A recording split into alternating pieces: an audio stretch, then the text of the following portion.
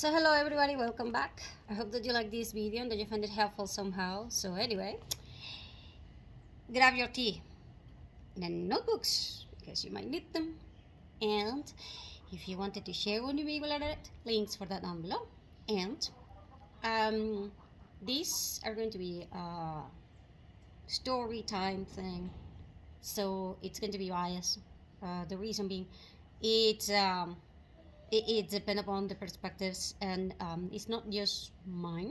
It's also about some of my friends, because obviously the national power outages will affect everyone, and therefore your situation will depend upon a lot of factors, and therefore you want to understand a lot of things, and that is why I will be talking about a lot of things at the same time. And I might skip some things, and then I might go back to the things that I forgot or stuff like this. The reason being is that I did not keep a journal. I did take notes, but then I made a video about it, and somehow the video got screwed over or whatever, and then I couldn't upload it. And I was going to upload it the second national power outage that we had. So let's start over. First of all, we had one national power outage several months ago, and it lasted nearly 10 days.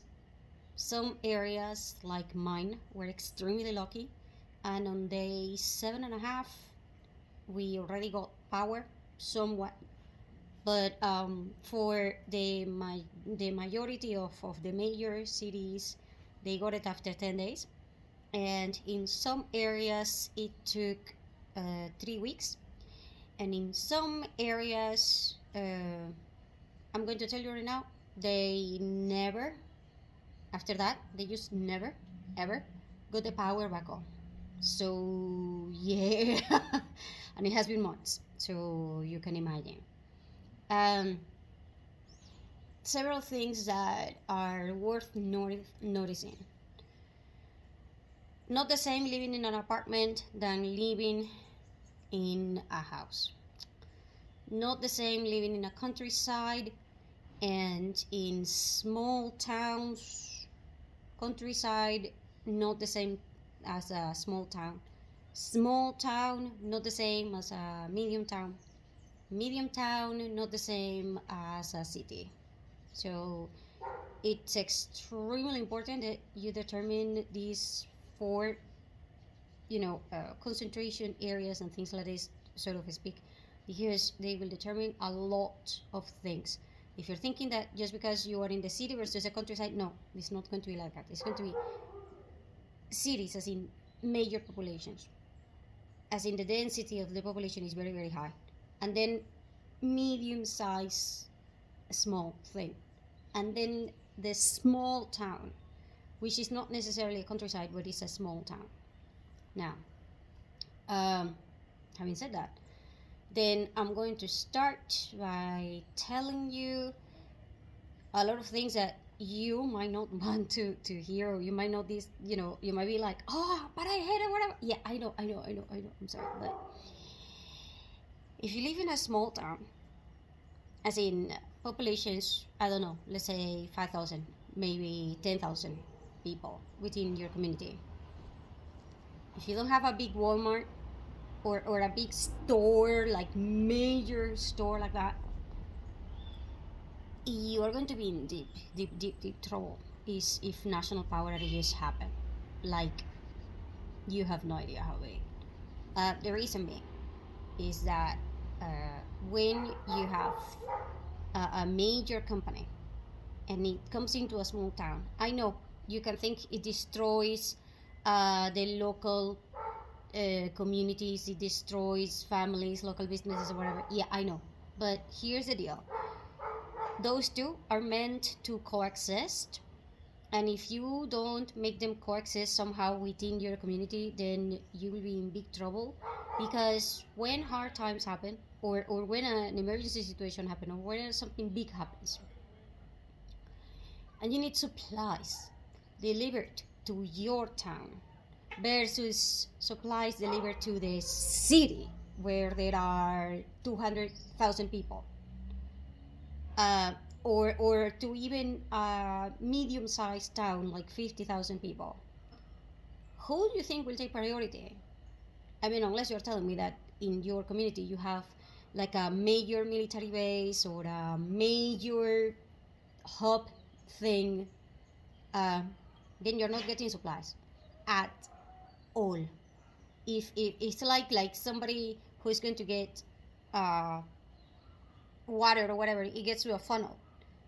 Only the major big huge companies that control the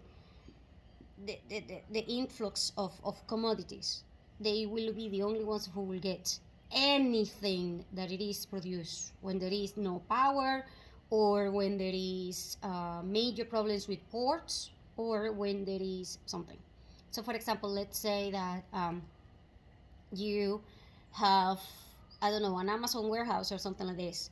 If Amazon asks suppliers to get everything to town B, most companies will agree, and then they will go to town B. The reason being, all the other clients do not have money, they cannot pay on time, and a lot of other things. So hyperinflation will affect these things, and national power outages will also affect these things, because the companies will still need to make money, and they will still need the supplies, and they will still put it in only one place. They will put everything into a distribution thing, and if you are not within that distribution thing, or you are not a branch of that distribution thing, your probability of getting supplies is 0, maybe 0.5. That's it. That's it. You're not getting anything. The reason being, well, let's say that you have a family business that needs, I don't know, cups. So you call all of the companies that are producing cups. Yes, let's say that somehow you managed to contact all the suppliers for cups. Yeah, if you call 1,000 companies, they will all be telling you that all the supplies are being bought by Walmart, Amazon, or whatever. Major companies. The reason being, well, they already paid. They are the only ones who have transportation, and they are the only ones who will cover whatever problems they are having because of the national power outage. And these problems include, but they are not limited. So, for example, if I produce a cup, I have two people that call me, and I have Amazon, and I have somebody who is a family business. Then, uh, as a supplier, I will know that during national power outages, there are going to be road problems, more road problems, fuel problems, driving problems, security problems, and all kinds of iguana problems, okay? And if I need help so that the person can get the cups, now I'm in a position of power, because, these people, they cannot make money if they don't get my product. Therefore, now I have leverage. Before, I didn't, because, if Amazon or whatever said, yeah, we don't need your things, whatever. Yeah, but now I'm the only one who has it. So, yeah, now I have power. So, if I have the power, then I can tell these people, hey, I need national guards to escort my trucks, because otherwise they will not get to your distribution thing, either because of roadblocks by the police, whatever, and then they will be, driving, and there will be security problems, whatever, blah, blah, blah. And so the Amazon company will go kind of like, yeah, how many trucks do you need? Do you need to have secured or whatever? And yeah, I know, I already have the contact. Don't worry about it. You send it. I will take care of it. That is a power that these companies will have. And however, if I have to go and sell it to somebody who is in a family business, then they will go kind of like, yeah, so you can send me 100. I'm sorry, I'm sending everything, because otherwise, I cannot afford to send only 100. The reason being, well, there is no fuel, and there are roadblocks, and there is 100 problems for me to get the product to you, and I don't get paid if you don't get the products. And for me to send all of these things is just too expensive and I can't. Therefore, either you send someone here to pick it up, um, or we have no deal. Now, at this point, try to imagine a family business that have to send out 40 trucks to pick up 40 different merchandises in 40 different places. It's just not happening. The reason being, well, the cost is going to be beyond your reality check. If you were going to sell a cup, you will have to sell it for $10,000. Just a simple cup that costs maybe $2. Okay, so because of the cost, and so I'm not joking I'm not joking. That's going to be kind of like how it's going to be, and so the family businesses are going to be affected in huge ways. And then if this family business employs a lot of people, then these people will not be able to put it together, and then there will be a lot of other issues. These are going to be you know, they are going to become like the norm after day two. See, the first day everybody is kind of figuring things out. Day two, the family owner might be kind of like, I can't afford to pay all of the employees, so everybody has to go home, whatever, and then you will destroy the economy. If you destroy the economy because of a problem like this, then everyone will take it personally. The reason being, well, it is a family business, and so there is a special relationship with you and everybody. But if you are the one who has to make this hard decision, and everybody else sees that you still have merchandise and you still have things, and yet you are firing them, you are going to get resentment. So the emotional output of this situation is not going to be okay for literally anybody.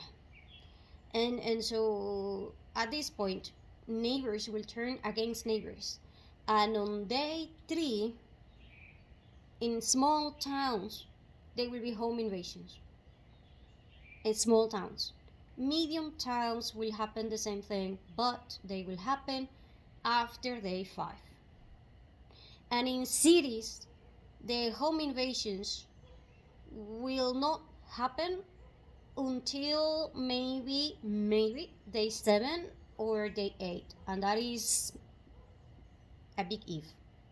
Home invasions meaning somebody, I don't mean home invasion as in one person is going to your house and take everything. No. I'm talking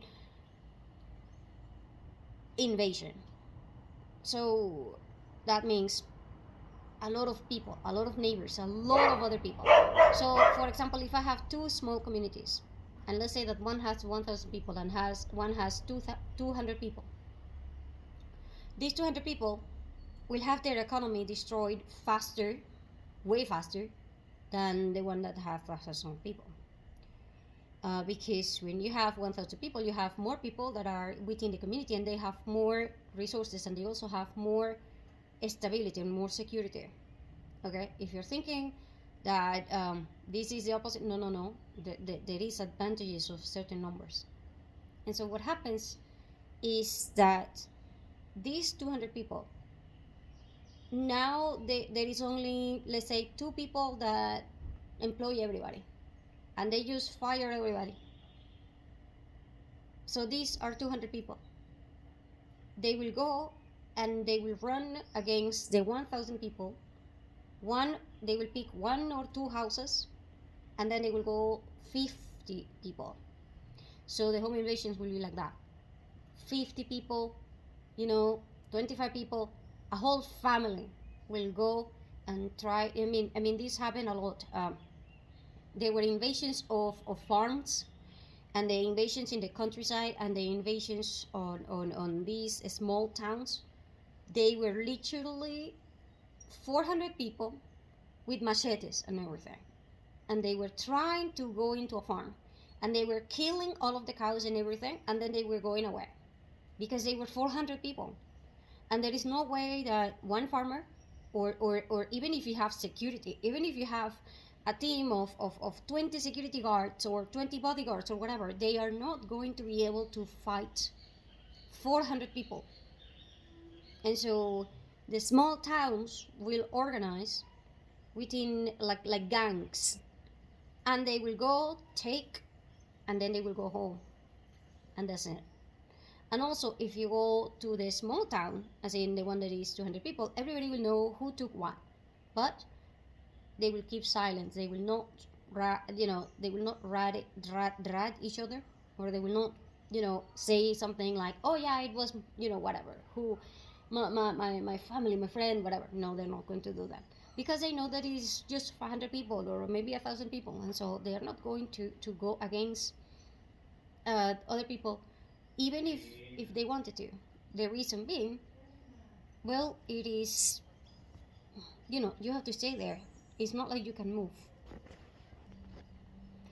And by the way, you have been seeing this thing in China and in the US and in other places in which people will gather by a message, like a web page or whatever, and then they go kind of like, "Oh, we are all going to go to this business," and we are, so they are asking 100 people to just shut up, get everything, and then run away.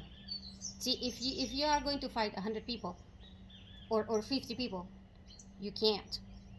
Now, um, this is going to be big because several people that I either heard from or know or whatever in medium, small, sizes towns and whatever, they all told me that by day 3 they needed to create and set up panic rooms in their houses for their pets and the kids. And they started hearing rumors like small towns were invading the other towns and things like this.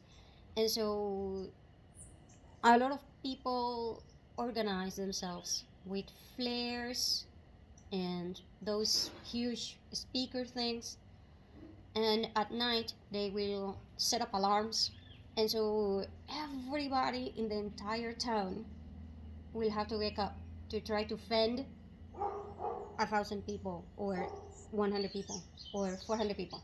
Problems.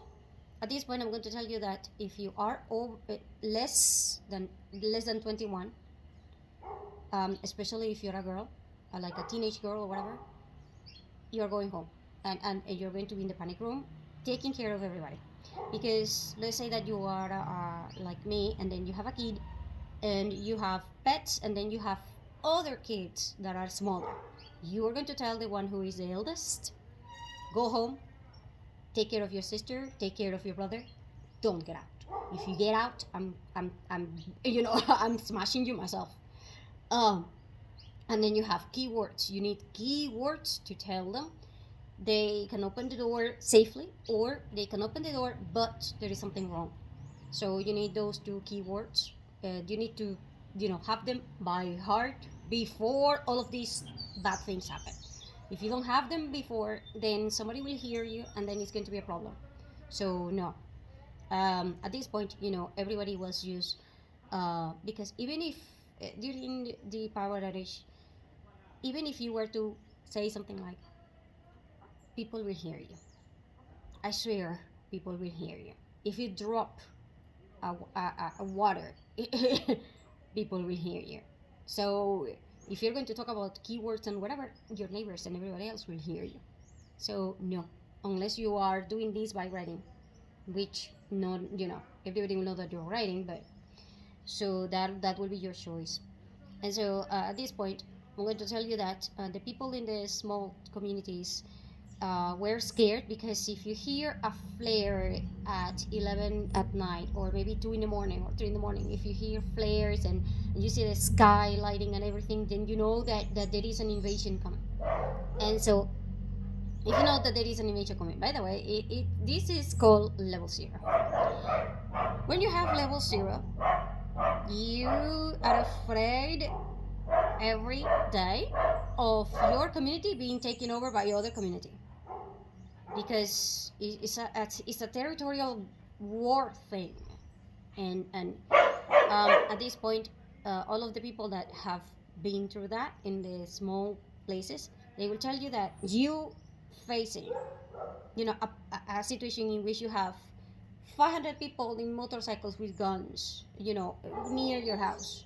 Even if you were, even if you lock the windows, you are probably going to be in a very bad situation. And so, if you don't have fences, like big fences, and and and um, and situations in which and preparations way beforehand, now is not the time to do them. And if you start doing them, then you gotta support yourself with all of your neighbors, and all of the men, and I do mean men, are the ones who are going to be in charge. And all of the females will be the supported side, meaning don't do this, don't do that, don't be stupid, because men are stupid sometimes, okay?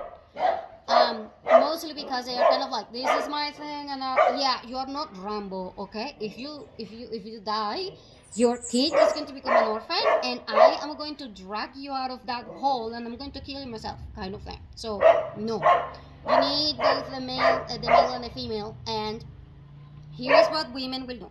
Men will probably take guns or whatever.